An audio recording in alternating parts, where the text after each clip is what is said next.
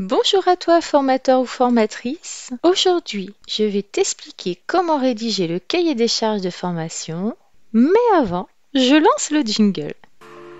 Bienvenue sur le podcast du blog formationdeformateur.fr qui vous accompagne pour devenir formateur ou formatrice. Je suis Nathalie Mollier, formatrice depuis plus de 20 ans. Et sur ce podcast, je vous donne mes trucs et astuces pour animer vos formations actuelles ou futures. Vous me suivez? Alors, c'est parti pour un nouveau podcast. Aujourd'hui, dans ce nouvel épisode, je t'explique comment rédiger le cahier des charges d'une action de formation.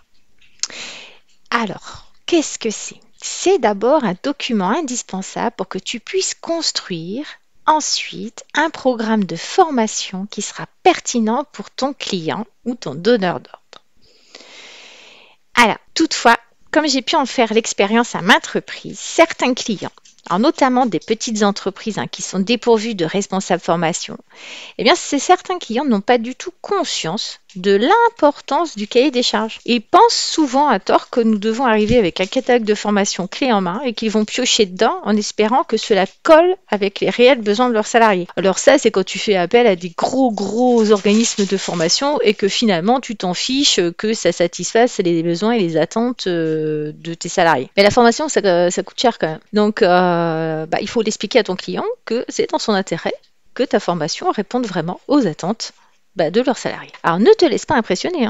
Il faut que tu insistes pour qu'ils réfléchissent à un cahier des charges. Alors, au besoin, moi, c'est ce que je fais. Je leur envoie une trame de travail inspirée des éléments dont je vais te parler. Donc, bien sûr, si tu es formateur vacataire ou que tu travailles en sous-traitance pour un autre organisme de formation, cet organisme de formation, c'est lui qui doit poser ces questions à son client. Parfois, malheureusement, c'est pas très clair pour eux. Alors moi, ce que je fais lorsque je travaille en sous-traitance pour un organisme de formation, c'est que j'envoie à cet organisme de formation la liste de mes questions pour qu'ils les posent à leurs clients. Et en fait, que du coup, ensuite, en fonction des réponses, je puisse animer au mieux mes formations. Alors, on va voir déjà qu'est-ce qu'un cahier des charges. Alors, c'est vraiment le document clé de la communication interne et externe. Donc, interne, c'est entre différents services, et puis externe avec les prestataires de formation. Donc, tous les responsables de formation savent ça. Mais par contre, il y a des entreprises dans lesquelles il n'y en a pas. Donc, forcément, c'est compliqué. Donc, en fait, ce cahier des charges, il permet aux responsables de formation d'exprimer les besoins des salariés de leur entreprise, d'acheter de la formation répondant à leurs objectifs et donc de répondre aux normes qualité concernant le processus de formation engagé. Donc le cahier des charges répond à des critères précis et puis il est désigné par des normes, notamment la NFX 50-756, accroche-toi bien, comme le document contractuel fixant les modalités d'exécution d'une action de formation. Ce document contient les éléments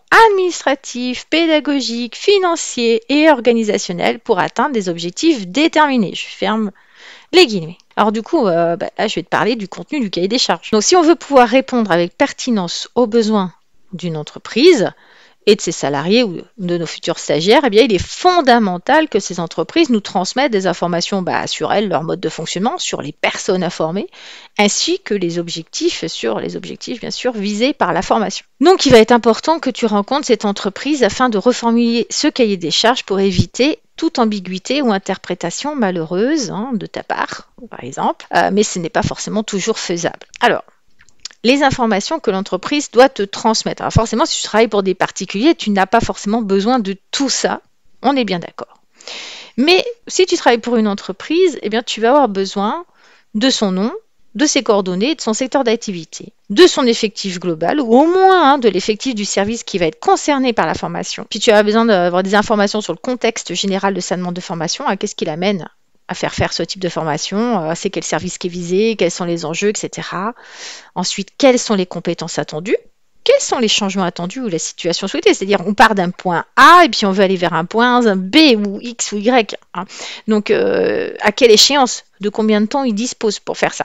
Quel est le public visé par la formation, le nombre de personnes, bien sûr, leur âge, leur ancienneté dans l'entreprise, les services occupés, les métiers qu'ils font, leur qualification, leur niveau d'études, etc. Puis, quelles sont les contraintes? C'est-à-dire que si l'entreprise a très peu d'argent, ça va te limiter en termes de durée, donc en termes de disponibilité aussi. Est-ce qu'elles peuvent rendre les personnes disponibles pour animer leur formation? Moi, j'ai eu un cas horrible. C'est que j'ai eu des personnes qui travaillaient la nuit et qui n'ont pas été enlevées en travail de nuit et qui, le matin, après leur journée, enfin leur nuit de travail, sont arrivées à 8h30 pour rentrer dans la formation. Alors, autant te dire qu'ils dormaient, quoi. Donc ça a été une catastrophe pour moi et ça m'a fait vraiment prendre conscience que j'avais complètement oublié d'expliquer que il fallait que les gens ils aient une coupure entre leur temps de travail de nuit et la journée de formation. Ça me paraissait tellement évident. Ah ben non, en fait, pas du tout.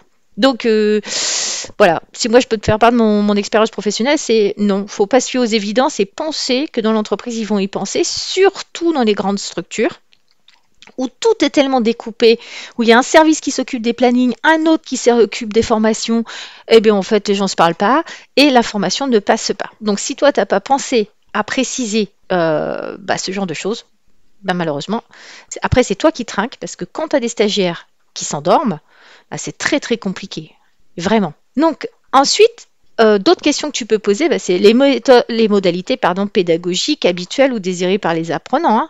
Hein. Est-ce qu'ils préfèrent partager leurs expériences, travailler en sous-groupe? Est-ce qu'ils vont travailler en inter avec d'autres? Ou est-ce que c'est une formation qui est absolument en intra?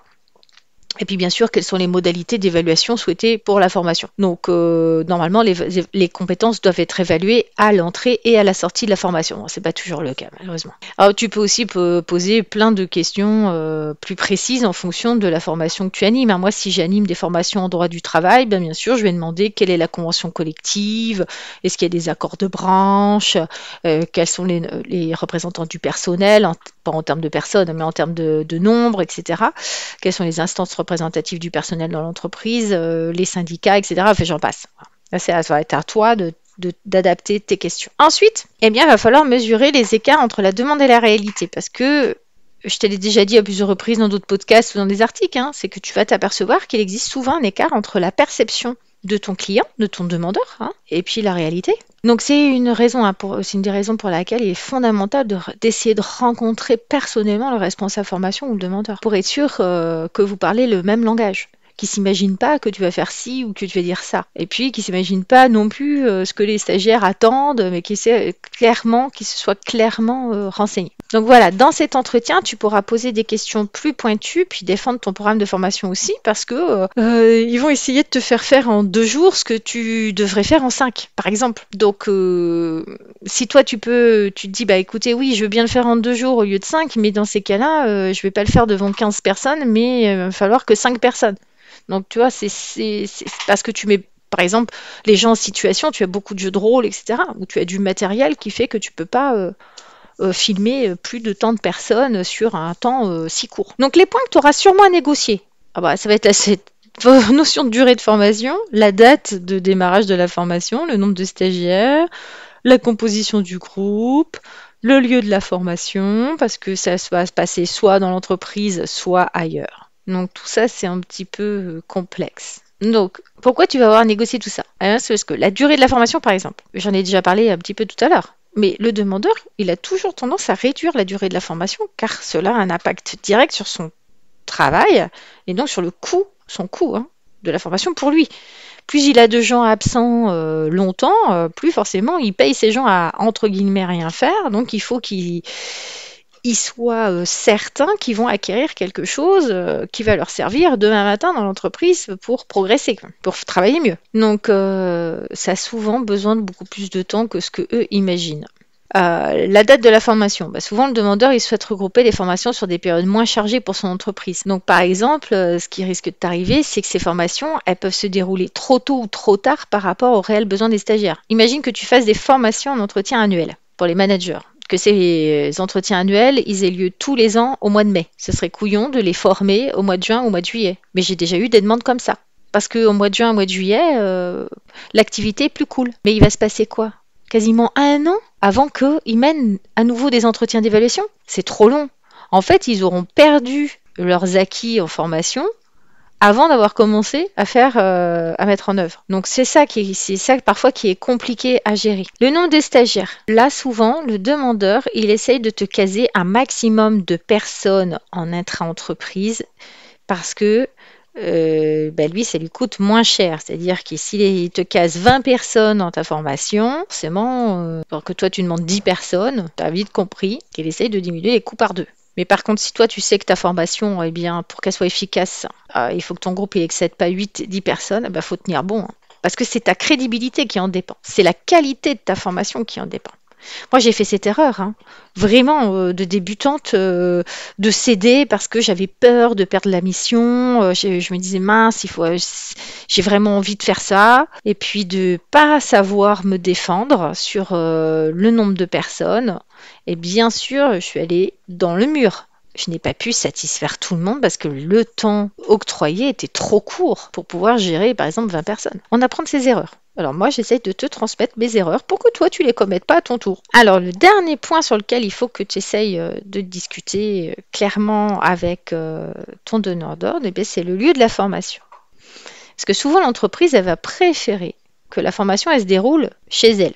Parce qu'ils ont une salle réunion pour ça. Alors ça leur permet en fait de diminuer les coûts, notamment en déplacement, parce que les salariés qui viennent sur l'entreprise pour travailler ou pour aller en formation, pour eux, ça représente le même coût. Puis ils ont déjà la salle. Puis surtout, ça permet aux stagiaires, enfin à tes apprenants, là, de passer à leur bureau, un peu avant, un peu après, voire pendant la formation, parce qu'à la pause, on les a coincés tu vois, donc, puis du coup, ils n'ont pas pu revenir. Donc tu verras que ça peut être un vrai piège d'animer la formation sur le lieu de l'entreprise, sauf si les choses sont très très claires et que les gens aussi, tes stagiaires, comprennent qu'ils n'ont pas intérêt, notamment pendant la pause matin ou pause déjeuner ou pause d'après-midi, ils ont intérêt à ne pas passer à leur bureau. Alors, il y aurait plein d'autres choses à dire, mais je veux pas non plus que ce podcast dure des heures parce que j'ai pas envie que toi tu t'endormes. Donc, je sais que c'est pas exhaustif, mais je serais ravie de partager avec toi dans les commentaires tes trucs, puis tes petits conseils aussi sur comment tu fais toi pour rédiger ton cahier des charges de formation. Merci de m'avoir écouté. En complément de ce podcast, j'ai écrit un article détaillé sur ce sujet que je vous invite à lire sur mon blog formationdeformateur.fr. Encore merci pour votre attention. Je vous dis à bientôt pour un prochain podcast du blog formationdeformateur.fr. En attendant, n'hésitez pas à vous rendre sur le blog pour consulter les derniers articles et pourquoi pas vous abonner pour ne rien rater. Et si vous avez aimé ce podcast, vous pouvez me laisser un avis et une note.